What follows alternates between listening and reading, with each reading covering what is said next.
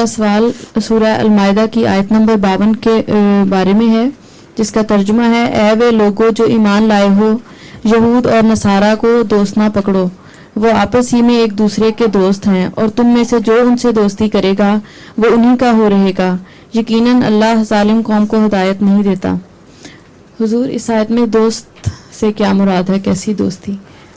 ایسی دوستی کہ تم ان کے ہی ہو کے رہ جاؤ، یہ مراد ہے، ورنہ غیروں سے محبت کرنا، اس نے سلوک کرنا، یہ قرآن کریم کی تعلیم میں شامل ہے۔ ایک دوسری آیت میں اس کی وضاحت یوں بیان فرمائی گئی ہے کہ جب وہ لوگ خدا اور اس کے رسول کے خلاف بات کر رہے ہوتے ہیں تو تم ان میں نہ بیٹھو، اگر بیٹھو گے تو ان کے جیسے ہی ہو جاؤ گے۔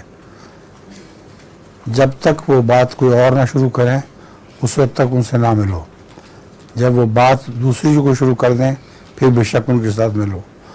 تو قرآن کریم کی تعلیم میں بین الاقوامی محبت کی تعلیم ہے، اور یہ جو یہ بعض آیتیں جو ہیں ان سے غلط ترجمہ کر کے غیر احمدی غیر مسلم اسلام کے خلاف غلط فہمی پھیلاتے ہیں۔